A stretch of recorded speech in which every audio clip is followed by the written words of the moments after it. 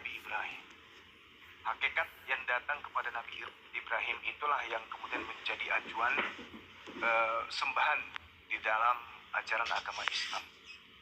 Di dalam Al-Quran diterangkan dalam surah Al-Baqarah tentang konsep Tuhan, yang kemudian esensi daripada itu adalah sembahan daripada Nabi Ibrahim itu sendiri. Ketika dikatakan kemudian dalam Al-Quran surah Al-Baqarah ayat 130, wa may yarghabu an millata Ibrahim illa man safiha nafsah, dan orang yang membenci ajaran Ibrahim hanyalah orang yang memperbodoh dirinya. Nah, sekarang kalau kita berbicara tentang Nabi Ibrahim, sembahan Nabi Ibrahim ini apakah manusia atau makhluk, atau sebaliknya, sembahan daripada Nabi Ibrahim ini adalah pencipta makhluk? Karena di sana dikatakan isqala lahu rabbuhu aslim qala aslamtu lirabbil alamin. Lalu keturunannya kemudian diajarkan oleh beliau, wa wasabiha Ibrahim banihi wa Yaqub ya baniya innallaha astafa lakumuddin fala tamutunna illa wa antum muslimun. Nabi Ibrahim mengajarkan kepada keturunannya, begitu juga keturunan Nabi Yakub, wahai anak-anakku, sesungguhnya Allah telah memilih jalan ini untukmu, maka janganlah kalian mati kecuali dalam keadaan muslim.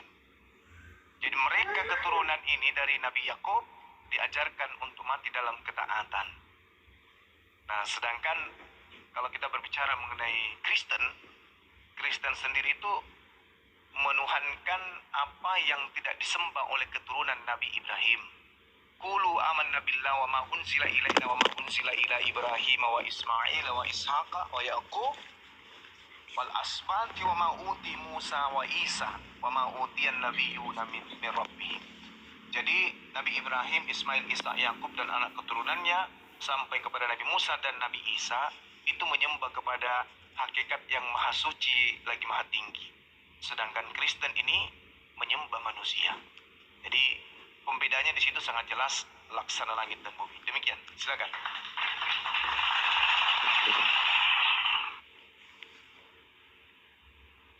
Silakan Bang Andre.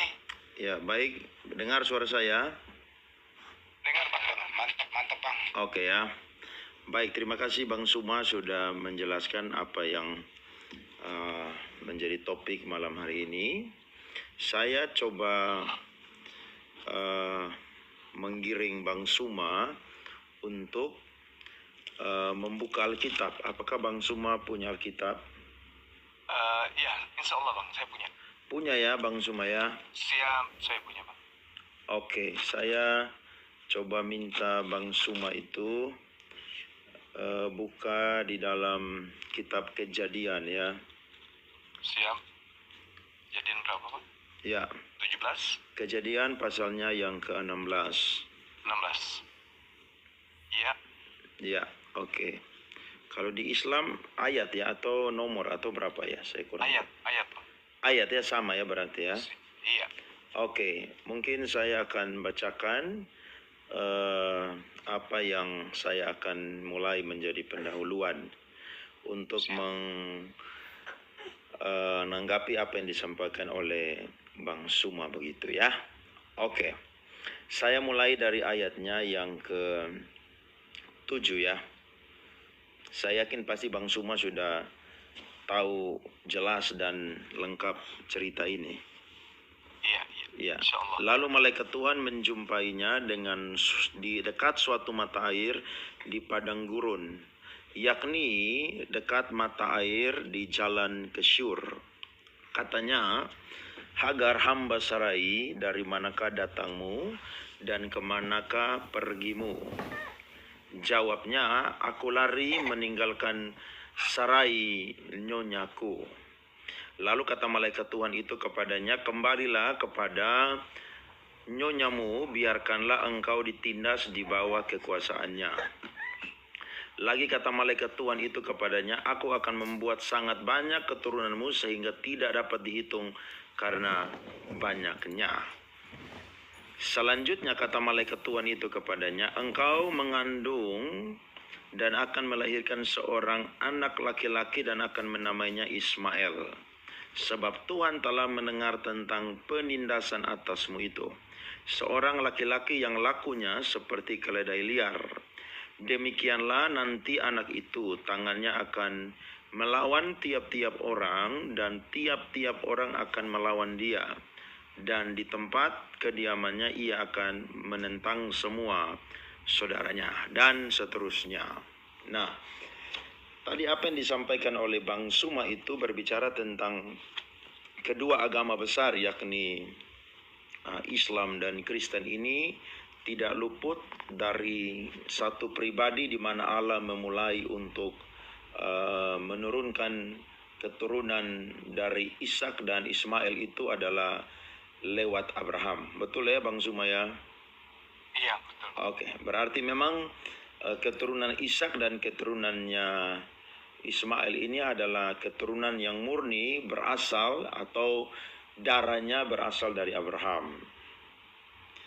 Nah, dari apa yang saya sampaikan kepada Bang Suma, Alkitab mencatat dengan jelas bahwa keturunan yang dipilih adalah keturunan yang berasal dari Ishak, bukan dari Ismail. Ya, kalau Bang Suma itu baca ya di Kejadian pasalnya yang ke 21 ya.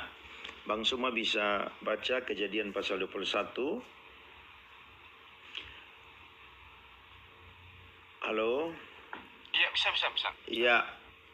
Iya. Lanjut. Oke, saya baca ya ayatnya yang ke-8 ya sampai ayatnya yang ke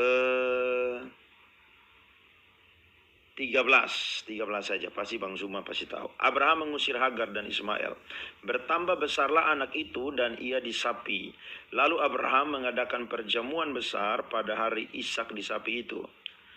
Pada waktu itu Sarah melihat bahwa anak yang dilahirkan Hagar perempuan Mesir itu bagi Abraham sedang main dengan Ishak anaknya sendiri. Berkatalah Sarah kepada Abraham, usirlah hamba perempuan itu beserta anaknya, sebab anak hamba itu tidak akan menjadi ahli waris bersama-sama dengan anakku Ishak. Hal ini sangat menyebalkan Abraham oleh karena anaknya itu. Tetapi Allah berfirman kepada Abraham, janganlah sebal hatimu karena hal anak dan budakmu itu. Dalam segala yang dikatakan Sarah kepadamu haruslah engkau mendengarkannya. Sebab yang akan disebut keturunanmu ialah yang berasal dari Ishak. Tetapi keturunan dari hambamu itu juga akan kubuat menjadi suatu bangsa karena ia pun anakmu. Jadi ayat ini jelas bahwa Islam dan Kristen adalah agama yang lahir dari satu orang pilihan yang punya Allah yang disembah, yakni monoteisme, yakni Allah, yakni Abraham. Betul ya? Iya. Nah, tetapi yang istimewa di sini, yang menjadi keturunan yang istimewa yang dipilih oleh Allah, dan keturunan itulah yang akan melahirkan Yesus Kristus, adalah keturunan yang berasal dari Ishak. Betul? Iya, benar Bang. Ya. Yang kita bahas ini tentang konsep Tuhannya Islam dan Tuhannya Kristen. Ada hubungannya sebenarnya yang Abang bawa ini. Hah? Data-data ini sebenarnya nggak ada hubungannya. Ya, karena kita sedang membahas tentang Tuhan yang diperkenalkan Abraham atau Ibrahim. Sedangkan Kristen memperkenalkan Tuhan dari manusia, yaitu Yesus. Sebenarnya kalau berbicara mengenai Ishak Ismail, kami dengan saudara kami Yahudi nggak ada masalah Bang. Iya. Sama-sama beriman. Iya, Yang sama. maksudnya saya memberikan pengantar ini, nanti baru saya masuk ke poin yang Bang Suma maksudkan begitu. Iya. Iya, jadi begini.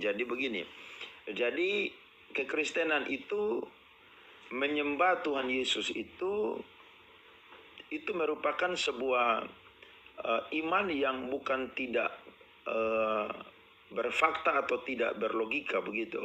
Tapi kekristenan itu menyembah Tuhan Yesus karena iman Kristen itu adalah iman yang objektif. Iman yang objektif berarti iman yang tertuju kepada satu objek. Dan objek itu adalah Yesus Kristus. Nah, ketika kita mempelajari tentang Yesus Kristus, maka Yesus Kristus itu ketika dia menjadi manusia, dia itu justru menambahkan kodrat manusia itu ke dalam keilahiannya. Sehingga walaupun dia itu dalam konteks berinkarnasi, tapi dia pun juga adalah Tuhan. Mengapa orang Kristen mempercayai dia adalah Tuhan? Rasul Yohanes itu menuliskan surat Injil Yohanes itu untuk menentang ajaran-ajaran yang berkembang pada abad pertama dan abad kedua, yakni Gnostik. Di situ Rasul Yohanes membantah bahwa logos itu bukan sekedar akal budi, logos itu bukan sekedar pengetahuan, logos itu bukan sekedar ide, tapi logos itu adalah firman sendiri, yakni pribadi daripada Tuhan Yesus sendiri. Sehingga kalau Bang Suma baca Yohanes pasal 1 ya, Yohanes pasal 1 ayatnya yang pertama ya, saya kasih ayat yang pertama saja. Saya bacakan ya. Pada mulanya adalah firman. Firman itu bersama-sama dengan Allah dan firman itu adalah Allah. Nah, kalau Yesus itu cuma sekedar ide, Yesus itu cuma sekedar manusia, bagaimana Yesus itu pernah bersama-sama dengan Allah atau Elohim atau Theos yang ada di surga? Tidak pernah Alkitab mencatat bahwa ada seorang nabi yang dicatat di dalam perjanjian lama, bahkan sampai kepada zaman Yohanes Pembaptis yang ada di perjanjian baru, yang pernah ada bersama dengan Allah di surga. Itu tidak pernah ada. Kalau nabi yang diangkat oleh hidup-hidup ke surga, itu seperti Henok dan juga seperti Elia, mereka mengalami penentuan Allah, mereka itu tidak mengalami kematian, tapi diangkat hidup-hidup ke surga. Tapi Yesus Kristus ini adalah pribadi yang ada bersama dengan Allah di surga, bersama dengan Elohim, bersama dengan Theos itu ada di surga. Jadi dasar inilah yang menjadi keyakinan orang Kristen bahwa Yesus Kristus itu bukan sekedar manusia yang sejati, tapi dia pun juga adalah Allah yang sejati. Sehingga dia adalah satu-satunya pribadi yang dipercaya dan disembah karena dia adalah pribadi yang menjadi objek dari iman kekristenan. Dan saya mau berkata bahwa nilai dari iman Kristen itu tidak tergantung dari siapa yang mempercayai, tetapi siapa yang dipercaya. Itu yang menjadi keyakinan dari iman Kristen. Ya, mungkin dari saya itu dulu. Bang Suma silakan menanggapi. Ya baik, terima kasih Bang. Ya. Jadi sekali lagi saya katakan bahwa Tuhan yang diperkenalkan kemudian oleh Nabi Ibrahim alaihissalam atau Abraham kepada keturunannya itu berbeda dengan yang diimani atau yang disembah oleh orang Kristen hari ini. Karena Tuhan yang disembah oleh Nabi Ibrahim itu tidak serupa dengan makhluk, dan Tuhan yang disembah oleh Nabi Ibrahim itu bukan manusia. Bukan manusia. Bahkan dikatakan kemudian di dalam kitab Kejadian 17 nomor 7, aku akan menjadi sembahanmu, wahai Abraham, sembahan anak-anakmu, sembahan keturunanmu secara turun-temurun. Makanya orang Yahudi sampai hari ini tidak menyembah Yesus, karena mereka sudah mendapatkan perjanjian kekal di dalam Kejadian 17 nomor 7 itu. Bagaimana keturunan Nabi Ismail, keturunan Nabi Ishak hanya menyembah kepada hakikat pencipta saja. Wahakimoti et bariti beni ubenika uben Sa'araka ahareka ledoredatam libit olam. Jadi hanya merujuk kepada apa? Lelohim ula sar'aka ahareka, kepada keturunan Abraham. Itu hanya menyembah kepada satu hakikat saja. Dan satu hakikat ini tidak pernah berubah menjadi makhluk, tidak pernah berubah menjadi manusia, tidak pernah berubah menjadi daging, tidak pernah berubah menjadi roh. Itu yang kami sembah. Dan itu adalah perjanjian kekal yang tidak bisa kemudian dirubah oleh kekuatan apapun. Makanya di awal tadi ketika dikatakan, saya membuka narasi saya di dalam Al-Quran, dikatakan kalu aman nabillahi wa ma unzila ilaina wa ma unzila ila Ibrahim wa Ismail wa Ishaqa wa Yaqub wal asbati wa ma utitu Musa wa Isa. Jadi semua keturunan Nabi Abraham itu keturunannya semuanya menyembah kepada ilah yang satu, yaitu yang kami sebut yang maha suci lagi maha tinggi. Nah sedangkan, mohon maaf, yang disembah oleh Kristen ini tidak maha suci, tidak maha tinggi, tetapi manusia, benar-benar murni 100% manusia. Pernah jadi orok, pernah jadi embrio, pernah jadi daging, pernah jadi darah, kemudian menjadi tulang, menjadi kulit, dan seterusnya. Sebagaimana dalam Efesus 2 nomor 9, Efesus 2 nomor 9, Kolose 2 nomor 9, dan Efesus 2 nomor 6 sampai nomor 8. Itu bukan sembahan Bani Israel, dan juga bukan sembahan Bani Ismail. Nah, jadi bagaimanapun hebatnya orang Kristen bernarasi, Tuhannya Yesus begini, ya 2000 tahun orang Yahudi sejak Kristen ini mendirikan bendera sendiri, 2000 tahun orang Yahudi tidak pernah kemudian mau menerima Yesus ini sebagai pengganti daripada Tuhan mereka yang maha suci lagi maha tinggi. Mungkin itu yang ingin saya sampaikan, bahwa di gereja mungkin orang-orang akan mengajarkan Tuhannya Yesus begini dan begitu, tapi bagi kami penganut ajaran samawi, agama langit, itu tidak pernah sedikit pun untuk jatuh cinta atau menaruh hati terhadap sembahan orang Kristen yang hanyalah manusia. Demikian Bang, silakan. Oke, saya masih punya waktu, Bang Zuma. Iya, silakan Bang, silakan. Oke, ya, berkaitan dengan apa yang Bang Zuma sampaikan, perlu diperhatikan bahwa memang Israel itu adalah bangsa pilihan Allah. Itu jelas bagaimana Tuhan menyatakan dirinya yang berkata bahwa aku adalah aku atau Yahweh, ya. Nah, Israel ini adalah umat pilihan Tuhan, tetapi karena mereka itu mengejar yang namanya perbuatan bukan iman, sehingga keselamatan itu bisa sampai kepada bangsa-bangsa lain, yakni bangsa-bangsa non-Yahudi. Sehingga ketika Yesus Kristus muncul, maka mengalami perkembangan dari orang-orang yang percaya kepada Tuhan Yesus Kristus. Yang pertama, ketika rasul-rasul atau bapak-bapak apostolik itu mereka bekerja di zaman dari Roh Kudus ketika Yesus Kristus dipercaya naik ke surga, maka mereka disebut sebagai pengikut jalan Tuhan. Ada satu orang yang sangat jahat yang bernama Saulus. Dia mengejar orang-orang pengikut jalan Tuhan. Dia menangkap mereka, memasukkan mereka dalam penjara, bahkan juga ada yang dibunuh. Dan salah satu martir pertama yang ada di Perjanjian Baru adalah Stefanus. Kemudian dari pengikut jalan Tuhan ini berubah menjadi Kristen, yakni orang-orang yang ada di Antioquia, yakni yang ada di Syria. Disitulah lahir orang-orang yang disebut Kristen pertama kali. Kemudian berubah lagi, berangkat menjadi orang-orang Nasrani. Ketika Paulus ditangkap, maka dia disebut sebagai pengikut sekte yang bernama Nasrani. Nah, jadi orang-orang Kristen mereka ini adalah agama, atau kita yang Kristen ini adalah agama yang mempercayai bahwa Yesus Kristus itu bukan sekedar makhluk, tapi dia adalah benar-benar Tuhan. Kalau Bang Suma membaca Injil Yohanes, maka di dalam Injil Yohanes itu kurang lebih itu ada 7 kali Yesus berkata akulah, akulah, akulah selama 7 kali. Ya, atau sebanyak 7 kali. Akulah roti hidup, akulah pintu, akulah pokok anggur yang benar, akulah jalan dan kebenaran dan hidup, dan seterusnya. Nah, kata akulah di situ itu menggunakan kata Yunani ego eimi. Ego eimi itu merujuk kepada yang namanya atribut-atribut daripada Yahweh.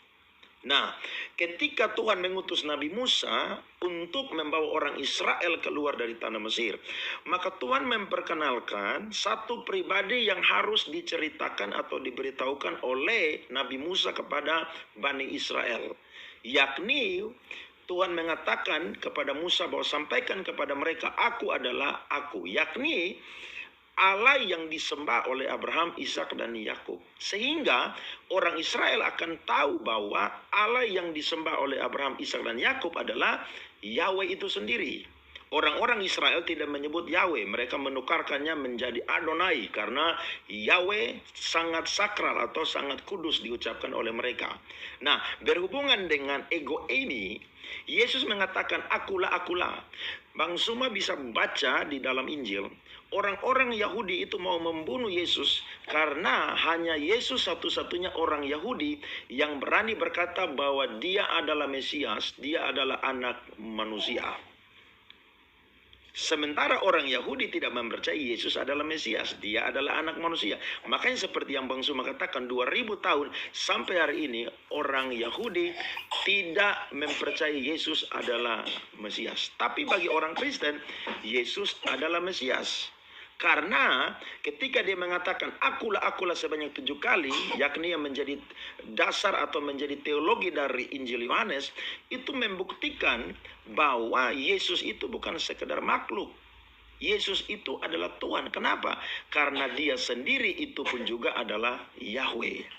Karena kalimat ego eimi itu merujuk kepada atribut-atribut daripada Yahweh, yakni sebagai pencipta, sebagai pembuat manusia, bahkan juga sebagai Allah yang satu-satunya yang layak disembah. Sehingga orang Kristen mempercayai bahwa Yesus itu bukan sekedar manusia sejati, tapi Yesus pun juga adalah Allah yang sejati. Sehingga Yohanes pasal 1 yang saya sampaikan tadi, di mana pernah ada seorang nabi sebelum Yesus dan sesudah Yesus yang pernah ada bersama dengan Allah di surga, yang pernah bersama dengan Elohim, pernah bersama dengan Theos ada di surga, itu tidak pernah ada. Yang ada adalah Yesus Kristus itu sendiri. Sehingga Alkitab mencatat dia yang berasal dari surga, maka dia pun juga itu kembali ke surga. Di dalam Yohanes pasal 14 itu berkata, Yesus pergi ke surga untuk menyediakan tempat bagi orang-orang yang percaya. Dan ketika dia selesai menyediakan tempat bagi orang yang percaya, maka dia akan kembali untuk menjemput orang yang percaya. Sehingga dimanapun dia berada, di situ pun juga orang-orang percaya ada bersama dengan dia. Kira-kira begitu, Bang Suma. Iya, baik. Jadi ada beberapa hal kemudian yang harus saya tanggapi dari penjelasan saudara saya ini, Pak Bapak ya, Pak. Iya, iya. Yesus itu mau dipercaya, itu betul. Di dalam Yohanes 11:42, aku tahu bahwa engkau selalu mendengarkan aku. Tapi karena orang banyak yang ada di sini yang berdiri mengelilingi aku mengatakannya supaya mereka percaya. Supaya mereka percaya apa? Supaya mereka percaya bahwa engkaulah yang telah mengutus aku. Berarti Yesus itu mau dipercaya bahwa dia adalah utusan. Makanya saya katakan bahwa berjuta perangkat untuk dijadikan Yesus itu Tuhan itu tak akan pernah membuat orang Yahudi dan orang Islam untuk bergeming dengan mengatakan bahwa Yesus itu adalah Tuhan. Karena faktanya memang Yesus itu adalah manusia. Terkait dengan apa yang saudara saya sampaikan, ego eimi. Kalau kita belajar tentang kritik teks, ego eimi itu artinya itu tidak sesuai dengan yang selama ini dipahamkan atau didoktrinkan. Ego eimi itu artinya aku saja. Kalau kita ingin menggunakan akulah dia, maka harus merujuk kepada original teks Yunani yang mengatakan ego eimi autos, akulah dia itu baru tepat.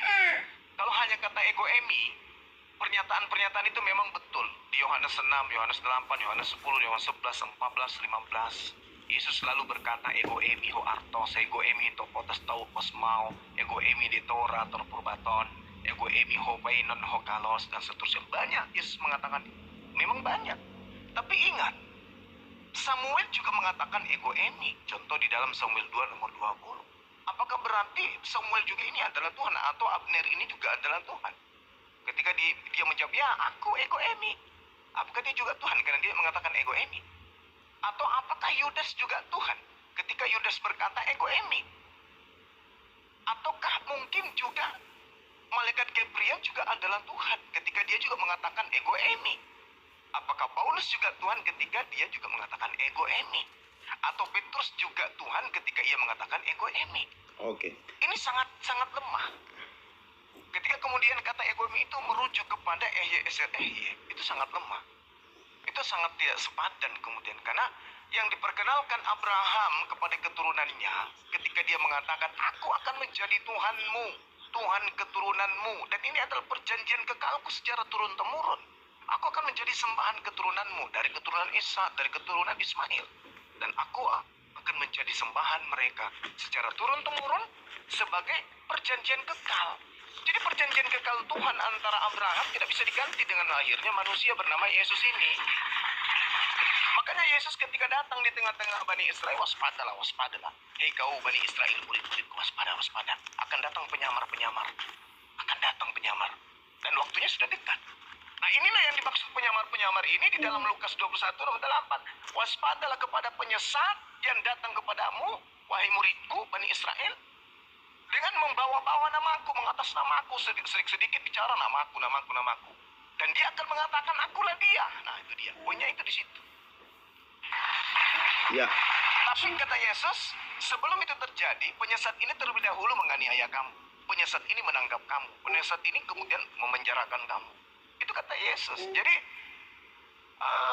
kita sudah sampai pada poin posisi bahwasanya Yahudi dan Islam, Bani Ishak dan Bani Ismail, itu tidak akan pernah sedikit pun menaruh hati kepada sembahan orang Kristen yang adalah manusia. Sedikit pun. Mau dibungkus dengan kata ego emi, atau akulah dia, atau akulah yang menciptakan segala sesuatu sekalipun, bagi kami Yesus itu hanyalah nabi. Kalau bagi Bani Israel, Yesus itu adalah anak haram, bagi kami Yesus itu adalah nabi. Nah ketika kemudian saudara Kristen yang dipelopori oleh kekaisaran lalu menjadikan anak orang ini sebagai Tuhan dengan berbagai macam alibi, berbagai macam data-data yang kemudian didatangkan dari kitab internalnya Kristen itu sendiri, maka saya katakan 2000 tahun dan untuk Islam 1400 tahun tidak pernah sedikit pun menaruh hati kepada sembahannya umat Kristen yang adalah manusia 100%. Demikian Pak. Ya, baik. Coba Bang Suma jelaskan yang saya sampaikan tadi dari Injil Yohanes pasal 1. Siapakah nabi yang sebelum Yesus dan sesudah Yesus yang pernah ada bersama dengan Allah? Karena Injil Yohanes adalah Injil yang cukup kuat meneguhkan iman kepercayaan dari orang-orang Kristen.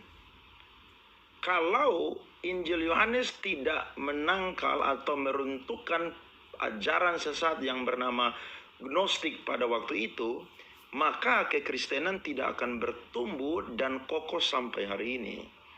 Tapi karena apa yang ditulis oleh Yohanes itu adalah sesuatu yang fakta, yang logis, sehingga orang-orang Kristen mempercayai Yesus itu adalah Tuhan. Karena tidak pernah Alkitab mencatat ada seorang nabi sebelum Yesus dan sesudah Yesus yang itu pernah ada bersama dengan Allah di surga. Tidak ada. Yang ada bersama dengan Allah di surga adalah Yesus Kristus. Dalam konteks penulisan Injil Yohanes pada waktu itu, Yesus sedang mengambil kodrat atau menambahkan kodrat manusiawi kepada keilahiannya. Oke, coba Bang Suma bisa jelaskan. Saya nanti akan berikan beberapa ayat lagi untuk membantah apa yang disampaikan oleh Bang Zuma. Iya, baik. Cukup sederhana sekali, Bang. Yohanes 3:34. Siapapun diserahi tugas untuk menyampaikan firman, maka dia pada dirinya ada roh Tuhan. Nah, ketika berbicara mengenai Yohanes 1:1, yang pertama yang harus dipahami itu bukan sabda Yesus. Yohanes 1, sabda Yesus nanti muncul di data nomor 38. Dan itu juga bukan firman Tuhan. Itu adalah pengantar dari Yohanes. Saya ingin mengajak kita untuk memahami lebih jauh. Ada beberapa item kemudian ketika berbicara mengenai firman. Firman atau kalam atau sifat yang ada pada diri Tuhan. Wa kallamahu Musa taklima. Ketika dikatakan seperti dalam Al-Quran. Wa kallamahu Musa taklima. Dan Allah telah berbicara, berfirman kepada Nabi Musa dengan langsung. Bukan berarti kalam di sini, sifat di sini adalah kemudian bersama-sama dengan Allah, berarti itu adalah makhluk. Yang bersama dengan Allah itu adalah sifat. Yang melekat pada diri Allah itu adalah sifatnya, bukan makhluknya. Jadi bukan Yesus yang bersama dengan Allah, bukan. Bukan Yesus yang bersama dengan Tuhan. Tapi sifat Allah yang bersama dengan Tuhan. Sifat berkata-kata yang melekat pada diri Tuhan. Sifat pencipta, sifat maha kuasa, sifat maha bijaksana yang melekat pada diri Tuhan. Sehingga ketika dikatakan bersama-sama, yang bersama dengan Tuhan itu bukan anak Maria. Yang bersama dengan Tuhan itu adalah sifat Allah. Yang kemudian nanti sifat Allah ini, ketika Allah berkehendak, Allah kemudian Tuhan dalam hal ini kemudian berkata, aku ingin wanita bernama Maria itu melahirkan seorang anak. Maka lahir anak ini sebagai ciptaan. Itu yang pertama. Yang kedua adalah firman Allah atau kalamullah adalah sifat Allah. Itu memang betul bagian daripada Allah. Jadi kita harus bisa membedakan dengan kalamullah dengan kalimatullah.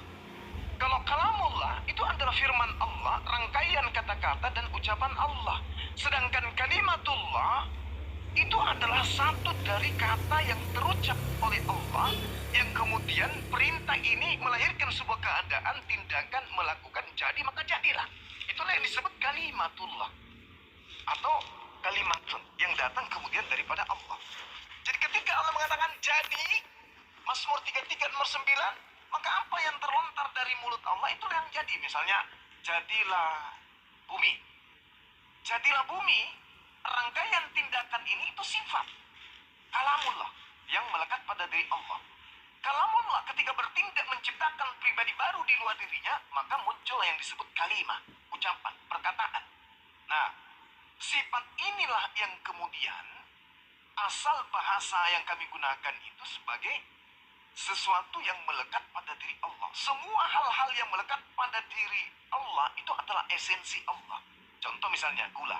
Sifat gula itu manis. Batu, sifat batu itu keras, berat, kasar, dan seterusnya. Kapas, sifatnya ringan, lembut, halus, dan seterusnya. Ini berarti ketika dia berbicara mengenai sifat berkata-kata yang ada pada diri Allah, kalamullah, kemampuan berkata-kata pada diri Allah, itu bukan Yesus. Yesus itu bukan sifat, Yesus itu makhluk manusia yang dilahirkan dari kalamullah.